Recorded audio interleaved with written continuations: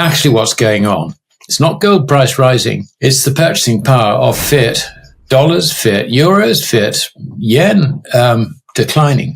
At the very least, it's going to look like the 1970s, with instability in terms of purchasing power for fiat currencies. And I would say that there is an increasing likelihood that this leads to the collapse of the fiat currency regime entirely. And I would bet worthless dollars, if you like, against gold, that the BRICS gold trade settlement currency, which, for lack of actually defining it, will be back on the agenda, and this time it will pass. In today's show, Alasdair Macleod talks about the current situation with the BRICS secret plan to establish gold as a new worldwide currency.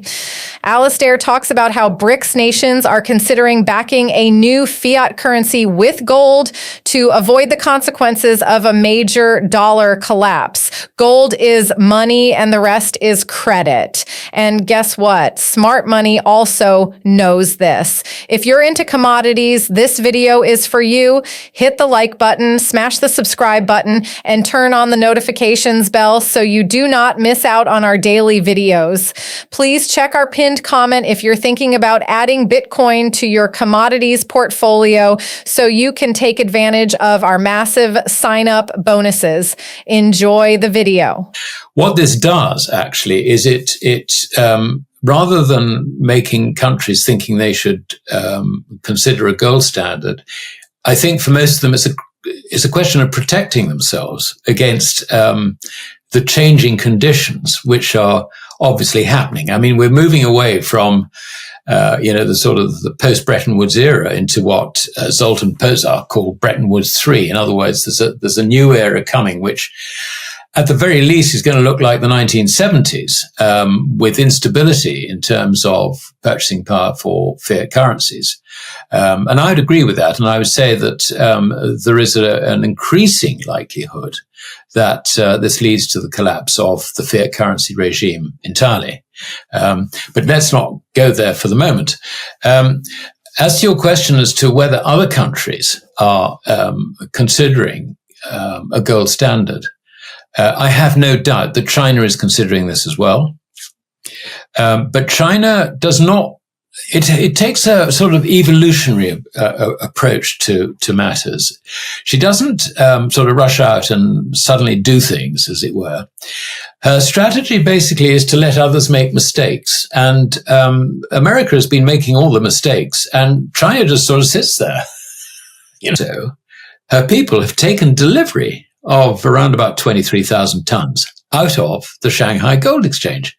This tells me that they do understand that gold is money and the rest is credit. They understand this at the highest levels. I mean, don't ask President Xi, ask his advisors, if you like.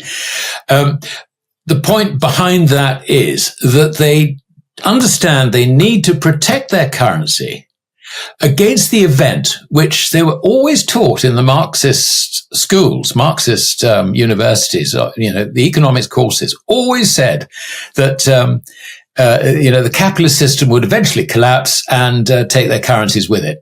Now, as far as BRICS are concerned, I think that BRICS and the Shanghai Cooperation Organization will move towards replacing the dollar as that sort of stepping stone between currency transactions from currency A to currency B, with credit backed by gold, whose value is entirely tied to gold. Russia has taken on the presidency of BRICS as of January the 1st.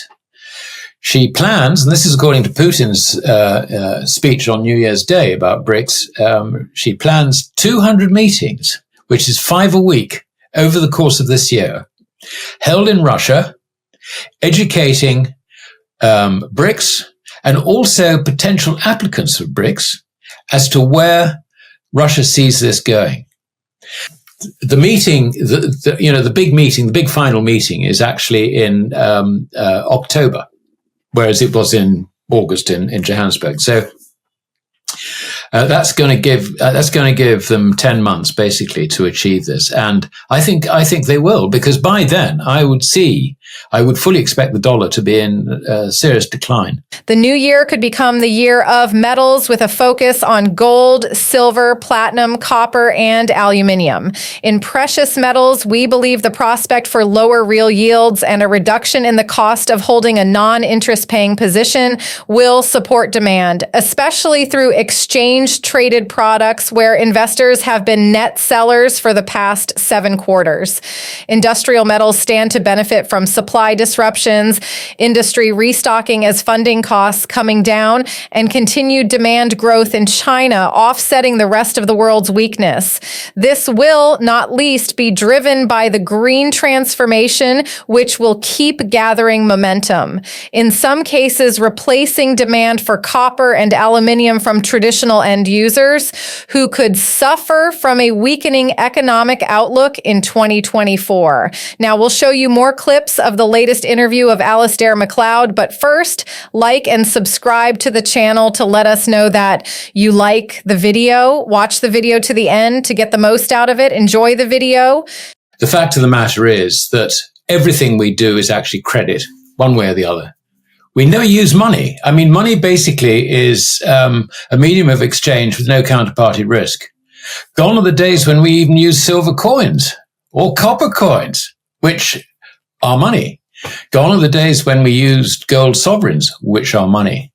Everything else is credit. And this was something that John Pierpont Morgan, the founder of various banking dynasties, pointed out to Congress in 1912. Gold is money and the rest is credit. And he's absolutely right. So that's the starting point. And what we've got to do is to break down the barriers from over 50 years of US Treasury propaganda that the dollar is now money, having replaced gold, and gold is now no more than pet rock, whatever. So that is my basic task. Now, the reason I think it is very important to do it is that there is this misconception that the gold price is rising, when in fact it is the purchasing power, the values, if you like, of currencies which are declining. And that is the single most important point for people to understand in the relationship between gold and currencies, the relationship between gold and credit. Fiat credit has no anchor in value whatsoever. And, while under normal circumstances, you can say that the quantity of fiat money in circulation, fiat credit in circulation, will determine its value. In other words, if you expand the amount of dollars in circulation, then its purchasing power goes down. Yeah, that's true. But there's another far more important overriding point. And that is that the value of any fiat currency depends on the faith in it. If you lose faith in a fiat currency, then it becomes valueless. I mean, it's as simple as that. And that's why it is so important in these times of huge change, to do everything possible to help people understand actually what's going on. It's not gold price rising. It's the purchasing power of fiat dollars, fiat euros, fiat yen, declining. What do you think of the BRICS secret plan? Will Putin achieve his goal of getting a new currency backed by gold? Will the dollar collapse in 2024? Let us know in the comment section down below your honest opinion on the matter, as it's very important to us to know your thoughts and insights. Thanks for watching the video to the end. You're the backbone of our success. If you're not subscribed yet, now is a great time to subscribe. Send this video to someone who hates gold, and I see you on the next one.